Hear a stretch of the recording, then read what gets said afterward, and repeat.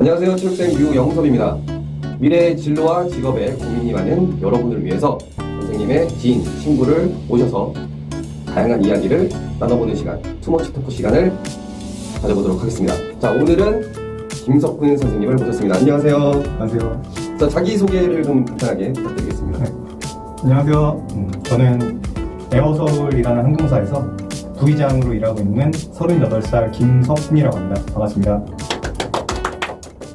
잘 지내셨죠? 네, 잘 지냈습니다. 종종 연락하긴 하지만 요즘에 육아에 전념하시는 것 같던데. 힘들어요. 요즘의 주 업무는 육아입니다. 일단 방학 중이기 때문에 네. 저는 육아를 열심히 하고 있고 뭐 요즘에는 어떻게 지내시죠? 요즘에는 제가 휴직 상태라서. 휴직? 네. 왜? 네, 지금 모두 아시다시피 코로나 때문에 이제 항공사가 이제 뭐 회사마다 조금씩 다르겠지만 저희 회사 같은 경우는 지금 3교대로 근무를 하고 있거든요. 그래서 지금은 제가 쉬는 기간이라서 요즘에는 쉬고 있습니다. 그래서 사실 지금도 자고 있을 시간입니다. 네. 특별히 유영섭 선생님이 저를 불러주셔서. 지금 시간이 12시 20분인데 지금 자고 있는 시간. 그럼 2시간은 더 자죠. 밤 12시 20분이 아닙니다. 지금. 자정이 아니고 정오인데. 그렇죠. 네. 하긴 뭐 저도 방학 때 되면 푹 자긴 하는데 요즘엔 육아 때문에 잠이 부족하네요. 오늘도 6시에 일어났는데. 존경합니다. 네. 자, 아무튼 오늘 이렇게 인터뷰에 응해주셔서 되게 감사하고요. 일단 이제 질문을 드려볼게요. 비행기 조종사로서 하시는 일을 좀 설명을 좀 해주실 수 있을까요? 일단 저는 여객기 조종사이기 때문에 네. 손님들을 이제 목적지까지 안전하게 모시는 그런 일을 하고 있습니다. 비행이 있는 날에 뭐 선생님께서 출근을 하시는 순간부터 조금 설명을 좀 해주세요. 네, 일단 하시는 일. 회사로 이제 출근을 하게 되면은 정해진 시간에 출근을 해서 이제 여러 가지 자료를 검토를 합니다. 자료. 예를 들어서 뭐 목적지 공항의 기상이라든지 아니면은 가는 동안 항로상의 기상은 어떻고 이런 자료를 다 검토를 하고 오늘 손님은 뭐 대략 몇 분 정도가 타시고 뭐 연료는 얼마나 실려 있고 뭐 예를 들면 뭐 목적지 공항의 날씨가 안 좋다든지 아니면은 뭐 가는 도중에 날씨가 좋지 않으면 연료를 얼마나 더 실어야 될지 이런 것들을 이제 자료를 다 검토를 하고 기장님이랑 둘이서 이제 그런 거에 대해서 충분히 브리핑을 하고 그러고 이제 공항으로 가죠. 공항으로 가서 이제 거기서 이제 비행기 도착을 하면은 이제 기장님은 이제 외부 점검을 나가시고 비행기 외부에 뭐 눈에 보이는 뭐 데미지가 있는지 아니면 뭐 오일이나 연료가 새는 게 있는지 뭐 타이어에 뭐 바람은 잘 들어가 있는지 그런 것들을 점검을 기장님은 하시고 기장님이 그걸 하실 동안 저는 이제 칵핏이라고 그러죠. 조종실에 들어가서 저는 그날 비행 플랜 그 계획서대로 이제 입력을 하죠. 오늘은 어떻게 가서 어떻게 할 거라는 것을 다 입력을 하고 준비를 다 해놓고 있으면 기장님이 들어오셔서 같이 확인을 한번 해보는 거죠. 루트는 잘 들어가 있는지 그런 것들을 다 이제 뭐 항로상의 바람이라든지 상승하면서의 바람, 강화하면서 바람 이런 것도 다 잘 들어가 있는지 그런 거를 이제 다 하고 이제 손님들이 우리가 다 준비가 되면은 이제 손님들이 탑승을 그때 하시는 거죠. 손님들이 탑승을 하시면은 손님들을 다 태우고 이제 문을 닫고 그때부터 이제 출발을 하는 거죠. 그러면 방금 전에 기장님이랑 뭐 부기장님 본인이 하는 일 이렇게 뭐 간단하게 얘기해 주셨는데 그러면은 기장이 하는 일과 이렇게 부기장이 하는 일이 명확하게 이렇게 나뉘어 있는 건가요?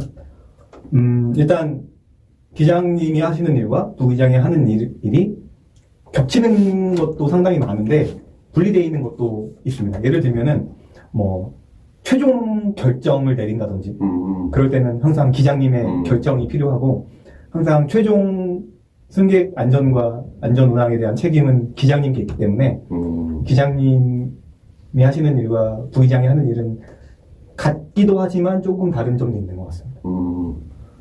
그러면 기장님이랑 부기장님 딱 두 명이서 그 큰 비행기를 조종을 하는 건가요? 네, 그렇죠. 예전에는 뭐 과거에는 뭐 뒤에 항법사분도 타고 그리고 뭐 이제 엔지니어분도 타서 이제 4분까지 탑승을 하고 과거에는 비행을 하고 했었는데 이제 비행기 기술이 발달을 하면서 이제 엔지니어분들이 이제 필요가 없어지고 뭐 항법사분들도 이제 최신 내비게이션 시스템으로 대체가 되면서 현재는 이제 기장, 부기장 2명이서 근무를 하고 있습니다. 실제적으로 저희가 비행을 할 때는 이제 역할을 배분을 해요. PM, PF라는 역할로 이제 나눠서 일을 하게 되는데, PM은 파일럿 모니터링이라는 뜻이고, PF는 파일럿 플라잉이라는 뜻이에요. 그래서 PF는 직접 조종을 하는 사람, 비행을 하는 사람을 PF라고 그러고, PM은 모니터링, 이 사람이 잘 하고 있는지에 대한 것과 이제 관제사랑 교신을 주로 맡아서 하게 되는 역할인데, 이제 그래서 이제 예를 들어서 여기서 인천에서 떠서 뭐 괌으로 간다라고 했을 때, 오늘 출발하기 전에 기장님과 이제 이야기를 하는 거죠. 오늘 PF는 누가 하고 PM은 누가 하겠다.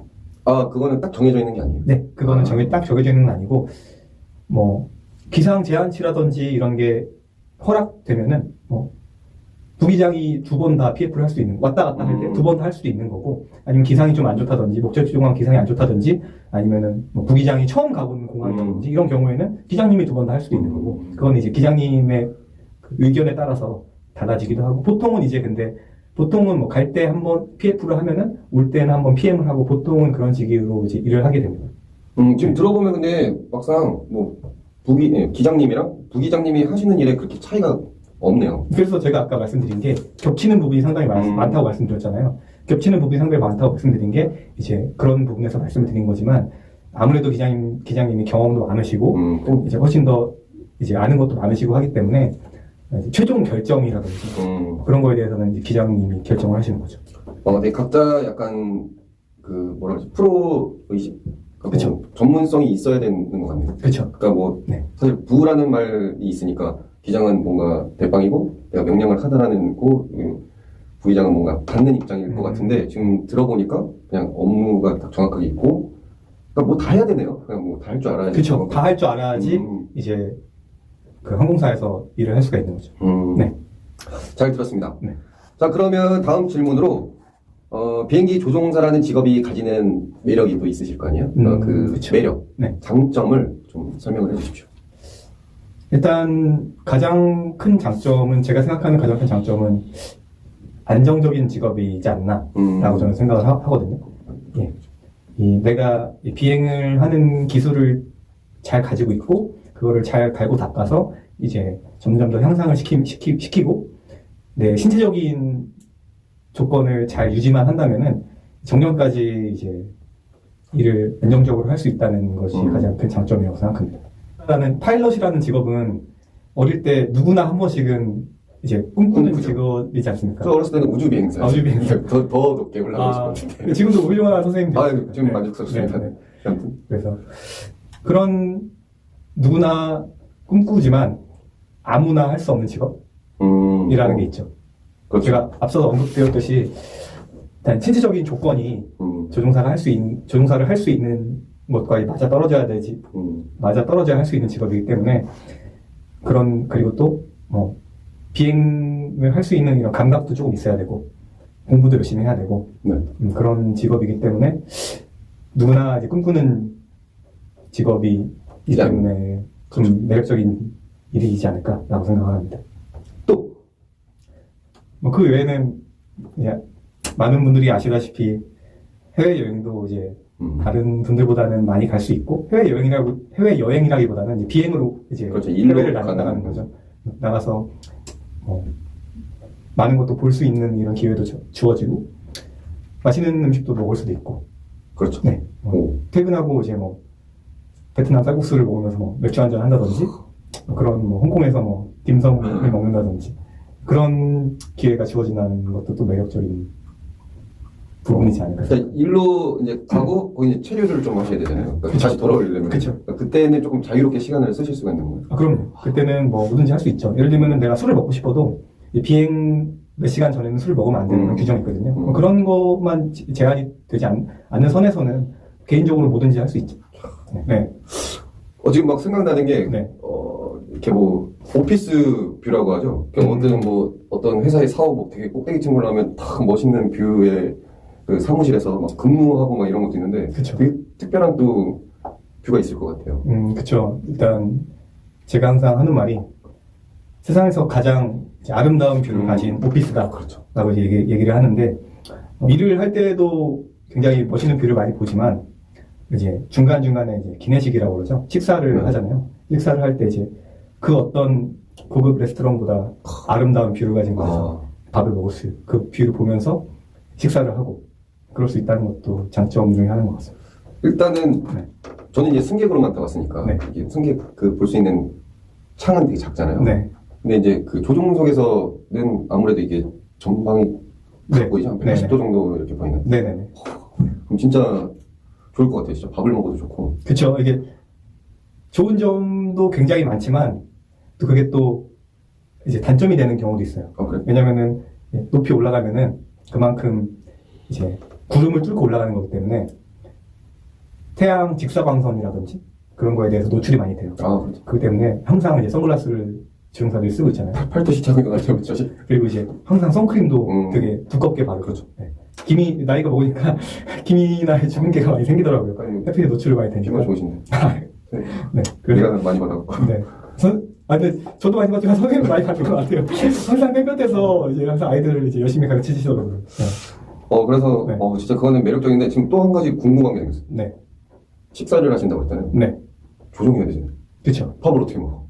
일단, 공중에서는 이제 오토파일럿이라고 하죠. 아, 자동. 네. 자동 항법 장치가 있기 때문에 자동 항법 장치를 걸어 놓고 일단 이제 조종사들은 그거를 매니지먼트 하면서 모니터링을 하는 거죠. 네. 잘 가고 있나. 그럼 확인을 하는 거기 때문에 밥 먹는 거에 대해서는 크게 문제는 없습니다. 네. 혹시 잠도 자나요? 잠은 호텔에서 잘 자고 와야죠. 그래도 이제 네. 막 유럽 쪽이나 막 이렇게 가면 너무 장시간 비행을 하잖아요. 근데 아무리 체력이 좋아도 사람인지라 이게 잠은 이길 수 없을 것 같은데 뭐 둘이 야 너 한번 자고 일어나 3시간 그럼 내가 그 다음에 잘게 뭐 이렇게 한다든지 뭐 그런 수도 있나요? 일단 저희 회사 같은 경우는 유럽 가는 장거리 노선은 없는데 이제 그런 장거리 노선에 타시는 분들은 일단 편조가 두 편조가 타죠. 기장부 조가 예, 그렇죠. 두 편조가 타서 총 4명이 타는 거예요. 혹은 3명이 타든지. 그래서 돌아가면서 이제 뒤에서 좌석에서 쉬시는 거죠. 네. 일단 장거리. 근데 일단 비행을 하면서 일을 할 때는 잠을 자거나 그런 경우는 거의 없다고 보시면 됩니다. 진짜 정말 체력 관리가 중요할 것 같아요. 그렇죠. 자기 관리가 좀 중요하죠. 잠도 푹 자. 전날에는 무조건 잠도 푹 자야 되고. 그렇죠. 네, 잘 들었습니다. 자, 그럼 다음 질문으로 또 매력이나 뭐 장점, 좋은 점을 들었으니까 또 단점을 안 물어볼 수가 없겠죠? 그 단점을 좀 얘기 좀 해주실래요? 단점은 제가 방금 말씀드린 것처럼 일단 뭐 보통 밤이나 새벽에 출발하는 비행기 많거든요. 네. 그런 경우는 이제 계속 밤낮이 바뀌잖아요. 그렇죠. 그렇기 때문에 이제 내가 밤에 일을 하려면은 낮에 충분히 자줘야 돼요. 근데 보통 분들 낮에 잠 잘 안 오시잖아요. 그죠. 그래서 이제 그런 것들에 대해서 이제 자기 신체 리듬이라든지 이런 거에 대해서 이제 잘 유지를 하고 그런 거에 대한 그 신체 관리, 그런 체력 관리 이런 게 좀 요구가 된다는 점에서 단점이라고 말할 수도 있겠지만 요즘 다 이제 운동도 다들 조종사뿐만 아니라 일반 분들도 운동 다들 열심히 하시고 자기 체력 관리 많이 하시잖아요. 건강 관리. 네, 그렇죠. 어쨌든 다는 강제적으로 할 수 있다는 게 단점이지만 또 장점이 되지 않을까. 그렇죠. 들어보니까 뭐 단점이라고 하기도 애매하고 장점이 또 될 수 있는. 근데 이거에 대해서 스트레스를 받으시는 분도 꽤 계세요. 그러니까 예를 들면은 저 같은 경우는 이제 어디 가든 머리만 대면 자거든요. 저는 되게 좀 잘 맞는 스타일인데 이제 그런 잠자리가 바뀐다든지 아니면 시간이 바뀌어서 이런 거에 대해서 예민하신 분들이 계시잖아요. 그런 분들한테는 이게 되게 스트레스가 될 수 있죠. 그렇죠. 네. 공부를 꾸준히 해야 된다는 게 어떻게 보면 또 단점이라고 말씀드릴 수 있죠. 그러니까 그렇죠. 네. 뭐 일반 회사 다니시는 분들도 계속 이제 자기 개발을 하시겠지만 일단 조종사는 일단 공부를 해야 되는 이 분야가 되게 좀 방대하거든요. 그럴 것 같아요. 네. 뭐 항공기에 대해서도 잘 알아야 되고 뭐 항공기를 조종하는 방법에 대해서 잘 알아야 되고 뭐 항공 기상에 대해서도 되게 잘 알아야 되고 또 각 나라마다 이제 항공법이 다 다르잖아요. 항공법에 대해서도 공부를 많이 해야 되고 또 각 공항마다 또 설치되어 있는 시설이라든지 이제 그리고 딱 정해진 규칙 같은 게 다 달라요. 그런 거에 대해서 항상 공부를 해야 되고 또 영어 공부도 항상 철저하게 해야 되기 때문에 공부를 항상 꾸준히 해야 된다는 게 또 어떻게 보면 단점이라고 할 수 있지만 어쨌든 자기 개발을 할 수 있는 거죠. 그렇죠. 그래서 저는 그걸 항상 긍정적으로 장점이라고 생각합니다. 근데 공부량도 많고 공부는 사실 쉽지 않잖아요. 그렇죠. 엉덩이 비추고 있는 게 사실 쉽지가 않죠. 노는 게 즐겁고 이런 거. 그렇죠. 저 노는 거 아시잖아요. 포로로도 노는 게 제일 좋다고. 아시잖아요. 저 노는 거 좋아하는 거. 그렇죠. 네. 근데 이제 공부가 계속된 공부가 네. 조금 힘드시겠네요. 네. 그럼 지금 방금 들은 질문 드렸는데 그 항공법 얘기를 하셨어요. 네. 갑자기 생각나는 게 항공법, 우리 도로교통법 뭐 이런 거는 이제 어렸을 때부터 뭐 횡단보도 건널 때는 뭐 이렇게 하고 뭐 신호 빨간불에서 정지, 파란불에는 건너세요 뭐 이런 걸 뭐 익숙하니까. 그런데 비행기 그 항공법은 조금 생소하잖아요. 네. 비행기 하늘에서 그냥 안 겹치게 다니면 되는 거 아닌가? 뭐 이렇게 생각할 수도 있는데 좀 특이한 항공법을 좀 간단하게 좀 얘기 좀 해주세요. 아, 이게 너무 추상적인가요? 네. 너무 추상적인데요. 그러니까 뭐 예를 들어 저희는 이제 도로를 따라, 자동차는 이제 도로를 따라 가면 되잖아요. 네. 도로 라인이 다 그려져 있고. 네. 비행기는 라인이 없잖아요. 그쵸. 그럼 어떻게 하는 거죠? 비행기는 일단 그 GPS 시스템에 입력된 그 좌표를 이용해서 비행을 하는 경우가 거의 대부분이, 특히 여객기는 더 그렇거든요. 네. 항상 정밀하게 비행을 해야 되기 때문에 그런 부분에 있어서는 뭐 사고가 날 위험성은 거의 없고, 그거보다도 이제 운전은 나 혼자서 스스로 판단을 해서 지금 좌회전을 해야지, 우회전을 해야지 하고 지금 그렇죠. 운전을 하지만 비행기의 조종에 대한 거는 조금 다르죠. 왜냐하면 항상 관제사와 커뮤니케이션을 하면서 관제사에게 지시받은 대로 비행을 해야 되고, 또 그 전에는 항상 우리가 비행 가기 전에는 플랜이라는 걸 제출을 하는데, 비행 계획서라고 하죠. 제출을 하는데 오늘 내가 뭐 인천에서 계속 괌까지 갈 때는 이런 항로를 이용을 하겠다.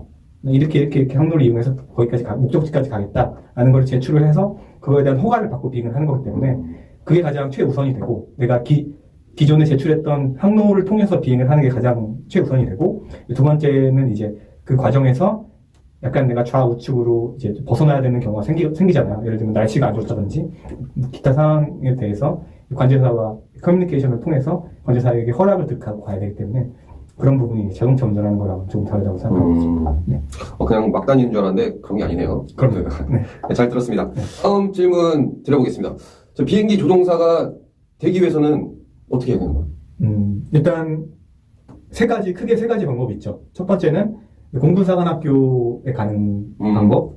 두 번째는 이제 항공운항과가 있는 학교, 예를 들면 항공대라든지 한소대 같은 학교에 진학을 하는 것. 세 번째는 이제 그 두 가지가 되지 않았을 때 비행교육원, 사설 비행교육원에서 이제 그런 과정을 다 마쳐서 이제 면장을 취득을 해서, 면장이라는 것이 이제 자동차로 따지면 운전 면허증이거든요. 면장을 취득을 해서 사업용 조종사라는 면장을 취득을 해야지 이제 지금 제가 하는 일인 여객기 조종사가 될 수가 있는 거죠. 네, 될 수 있는 자격 요건을 갖춰주는 거죠. 아, 그래서 세 가지 루트가 있네요. 네. 그래서 군인이 돼서 한번. 근데 공군사관학교에 간다고 다 비행을 하는 건 아니고요. 거기서도 이제 비행 특기를 받아야지 비행을 할 수 있는 거기 때문에, 네, 거기서도 이제 비행 특기를 받아서 군에서 비행을 하시다가 전역을 하셔서 이제 일반 항공사에 취업을 하시는 경우 루트가 있죠. 네. 그럼 부회장님께서는 지금 이 세 가지 중에서? 저는 이제 마지막에 해당되는 사설 비행교육원에 입과를 했죠. 네. 또 이게 또 궁금한 게, 비행기 이제 조종사를 이제 준비하실 때 제가 알기로는 여러 가지 뭐 신체 조건이 까다롭다라고 막 들었거든요. 뭐 당연히 체력적으로 좋아야 되는 건 그렇지만, 저도 약간 비행하다 보면은 이제 놀러 갈 때 이제 비행기 타면 어느 정도 고도 이상 올라가면 귀가 아프거나 삥 하고 막 그럴 때가 있어요. 네. 막 혹시 견디기 힘들 정도는 아닌데 그래도 막 짜증나고 이런데. 육아에 대한 스트레스 때문에 그런 거 아닌가요? 아니. 아, 그래요? 행복하세요? 행복하죠. 네. 전부터. 네. 막 그러면은 뭐 안 된다든지 그런 게 혹시 있나요? 신체 조건. 까다로운 신체 조건. 일단, 이 직업이, 조종사라는 직업을 하고 싶으신 분은 가장 먼저 하셔야 될 게, 이제 항공 신체 검사를 한번 받아보시는 거예요. 이제 그 항공 신체 검사를 하기 위해서 이제 지정된 병원이 있거든요. 그럼 인터넷에 검색하시면 나오는데, 그 병원에 가서 신체 검사를 받아보시고 내가 조종사로서 일을 할 수 있는 신체를 가지고 있는지를 확인하시는 게 가장 첫 번째 중요한 점인 것 같습니다. 신체 검사를 받아서 만약 결격사가 있으면은 절대 못하는 거죠? 그쵸. 제가 아까 말씀드렸듯이 누구나 꿈꾸지만 아무나 할 수 없다라고 이제 말씀드린 게 그런 이유인 것 같습니다. 결격 사유 중에서 제일 많이 조금 이제 부적격으로 돼서 안 되는 경우가 대표적인 게 뭐가 있을까요? 글쎄요, 일단 단순히 이제 조종사는 시력만 보는 게 아니고 뭐 각막의 두께라든지 아니면 뭐 굴절률 뭐 그런 것들 많이 보거든요.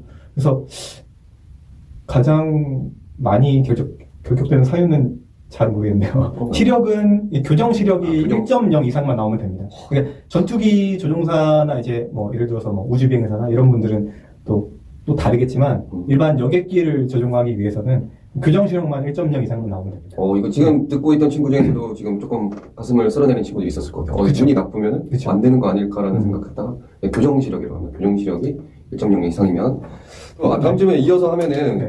일단 면허를 취득하시고 난 다음에 네. 이제 항공사에다가 뭐 데려가는 건가요? 항공사에서 데려가는 거 아니면 제가 똑같이 뭐 이력서를 제출해서 이제 취업 준비를 또 하시는 건가요? 그렇죠. 이제 똑같이 이제 일반 대졸 공채나 이런 하시는 분들처럼 이 공채가 뜨면은 이력서를 작성을 해서 제출을 하는 거죠. 자체 시험도 있어요. 제출 시험도 있죠. 그러니까 1차적으로 서류 면접에서 합격을 하게 되면은 하고 이제 필기 테스트라는 걸 봐요.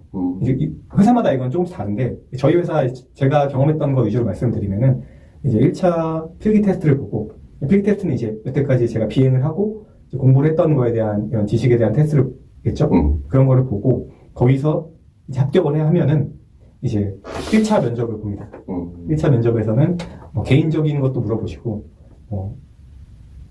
비행 지식 관련된 것도 물어보시고 거기서 이제 통과를 하면은 이제 시뮬레이터라는 걸 타는데 실제 비행기를 타지 않고 실제 비행기와 굉장히 이제 흡사하게 돼 있는 장치를 타죠. 그 타면서 이 비행 기량을 평가를 하는 거죠. 이 사람의 비행 기량을 평가를 하고 이 비행 기량의 그 평가에 대해서 합격을 한 사람들에 한해서 또 2차 최종 임원 면접이 있습니다.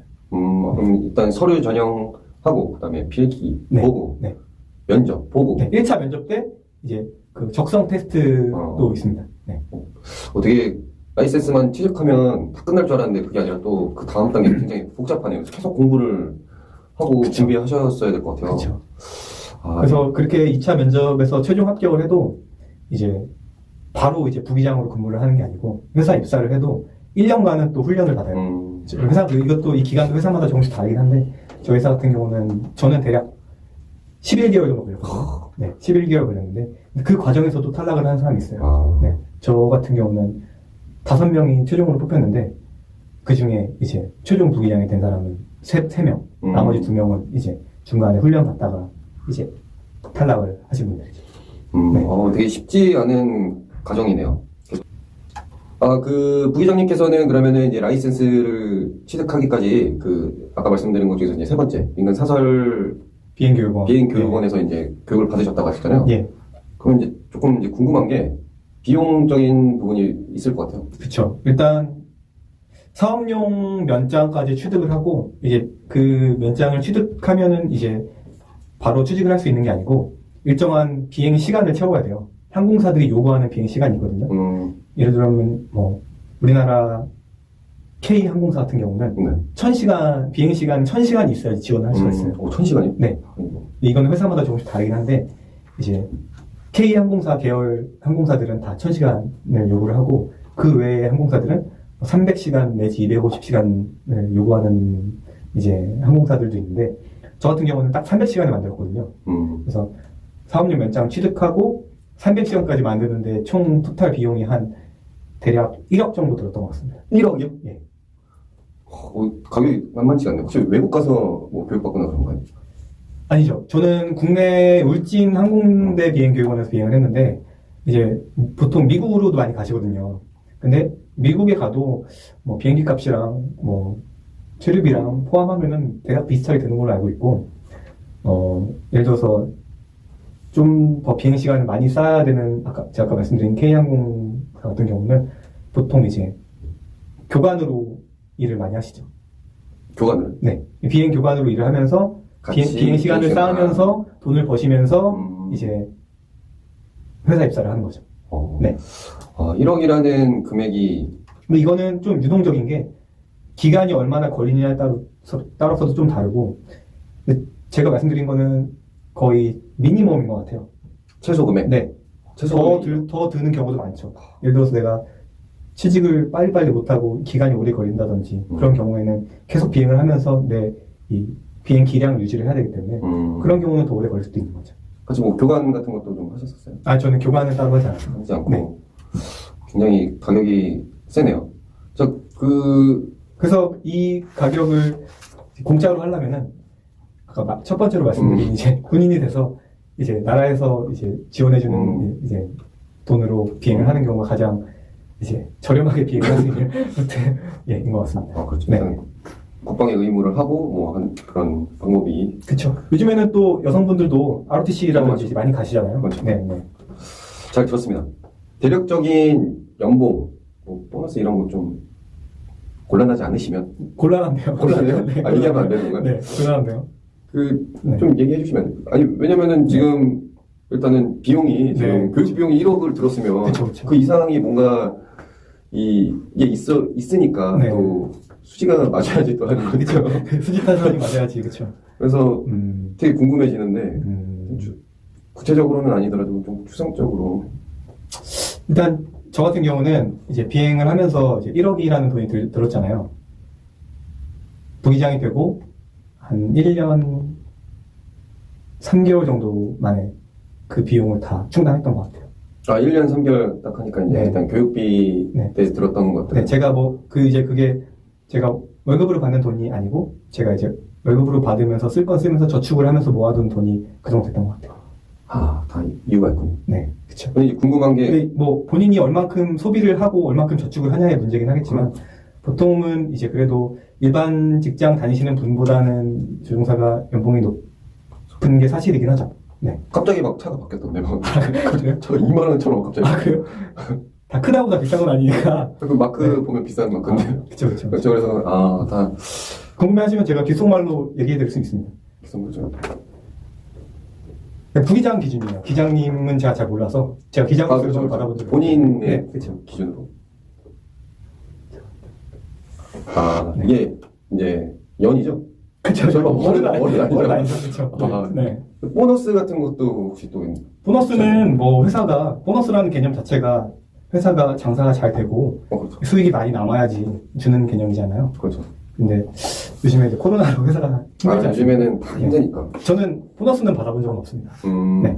비행을 많이 하거나 그러면은 좀 더 이제 급여가 더 올라가죠, 당연히. 그쵸. 예를 들어서 뭐 야간에 비행을 하면은 또 야간 비행 수당이라는 것도 붙고 이 조종사는 이제 월급 체계가 기본급이 기준이 되고 거기서 이제 비행을 얼마만큼 하느냐 수당이 얼마나 붙느냐에 따라서 또 돈이 좀 달라지기 때문에 네. 그럼 코로나 사실 이전에는 되게 해외여행이 되게 활발했잖아요. 네. 그때 굉장히 일이 좀 많으셨을 것 같은데. 그럼 그때 막 비행 많이 하면은 많이 할수록 이제 더 그때는 제가 아까 귓속말로 말씀드린 것보다 더 많이 벌었죠.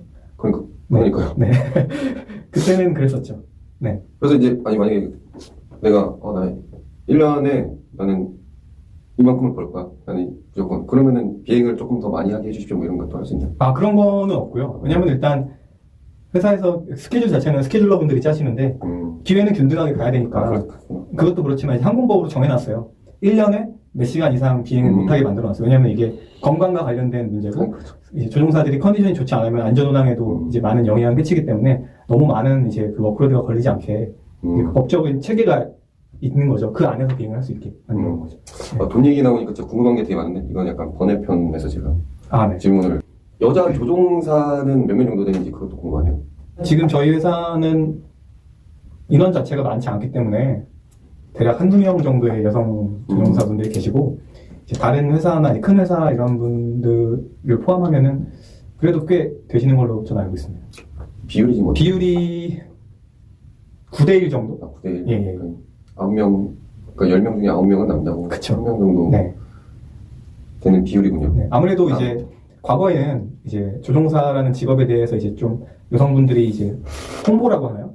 인식이라고 하나요? 이제 많이 알려져 있지 않은 직업이었다 보니까 이제 여성분들이 이제 많이 지원 자체를 안 하셨기 때문에 이런 비율이 나오지 않았나 싶지만 이제 또 이런 영상을 보시면서 이제 학생분들도 저런 직업도 이제 여성분들이 많이 일을 하고 계시는구나라고 이제 알고 많이 지원을 하시게 되면은 또 그만큼 또 더 많아지지 않을까 생각합니다. 그렇죠. 네. 이 영상을 보시고 많이 꿈을 가질 것 같다는 생각이 듭니다. 그렇죠. 혹시 그러면 이제 여자 조종사분이랑도 이렇게 비행해 보셨어요? 이제 에어라인 파일럿으로 일을 하면서 여성 조종사분이랑 일할 기회는 없었는데 제가 이제 그 사설비행교육원에서 비행을 할 때 제 담당 교관님이 여자분이셨어요. 그분이랑 비행을 했었고 그분은 지금 현재 K항공사에 계십니다. 네. 솔직히 여자 교관일 때가 좋았어요. 남자 교관이 가르칠 때가 좋았어요. 일단 장단점이 있죠. 일단 있죠. 여성 조종사 그 여자 교관님 같은 경우에는 되게 섬세하시고 그렇죠. 조금 더 뭐라고 해야 되나 좀 더 부드러웠다고 해야 되나. 네. 그렇다고 막 남성분이 막 거칠고 이런 건 아니지만 그런 점이 있었고. 자, 그럼 마지막 질문 드리겠습니다. 자, 미래 조종사를 꿈꾸는 학생들에게 선배로서 조언을 좀 해주세요. 조언이라고 말하니까 말씀하시니까 좀 되게 편하게 부담스러운데 편하게 네. 뭐 자기가 이렇게 그 부장님이 겪어본 바 이렇게 좀 하면 더 도움이 될 것 같다 하면은 일단 그 조종사를 꿈꾸시는 학생분들이 계시다면은 일단 가장 중요하게 생각하셔야 할 게 체력 관리라고 생각합니다. 이제 아까도 거듭 말씀드렸지만 신체 검사를 통과를 해야 되기 때문에 그런 체력적으로 관리를 충분히 하시고 또 이제 시차가 바뀌고 고도 높낮이가 바뀌면 또 기압이 바뀌기 때문에 그런 거에 대해서 항상 건강한 신체를 유지를 하시는 게 가장 좋을 것 같고요. 또 이제 요즘에 학생분들 스마트폰 많이 하시잖아요. 그쵸. 엄청 많이. 이제 또 조종사는 시력 관리도 해야 되고 눈도 보호해야 되기 때문에 항상 그런 것보다는 이제 자연을 바라보시면서 이제 그런 걸 관리를 하셔야 되지 않을까. 네, 가장 중요한 건 건강 관리. 가장 중요한 것 같습니다. 건강 관리. 네네. 그리고 두 번째 조언은 대인관계. 대인관계. 대인관계라고 이제 말하면은 또 많은 분들이 의아해하실 수도 있는데요. 조종사라는 직업 자체가 이제 좁은 칵핏 안에서 두 명이서 이제 근무를 해야 되는 일이니까 소통도 많이 해야 되고 의견에 대해서도 이제 그런 커뮤니케이션도 많이 해야 되는 직업이에요. 부기장이라고 이제 기장님이 이제 판단하시는 거에 대해서 다 맞습니다. 예스가 아니라 건전한 토론을 통해서 이제 이렇게 서로 의견 교환도 해야 되고 해야 되기 때문에 이 CRM이라는 게 굉장히 중요하거든요. CRM이라는 게 크루 리소스 매니지먼트라는 것의 약자인데 이제 서로 얼만큼 정해진 회사의 룰대로 건전하게 토론을 하면서 비행을 하느냐가 굉장히 중요해요. 그래서 항상 역사적으로 이제 크게 사고가 났던 이제 그런 거를 되돌아보면은 이 CRM이 부족했던 적이 굉장히 많았거든요. 그래서 항공사에서는 이제 조종사를 뽑을 때 CRM이 되는 사람인지 아닌지를 굉장히 중요하게 생각해요. 그 훈련 과정에서 떨어지는 많은 이유 중에 하나가 CRM이 안 된다고 이제 많이 탈락을 하거든요. 그래서 이제 그런 거에 이제 첫 걸음으로 내 주변 지인들과 부모님, 형제, 자매, 친구들, 이런 분, 선생님, 이런 분들과 이제 잘 지내고 교류를 하는 것도 굉장히 중요한 것 같습니다. 네.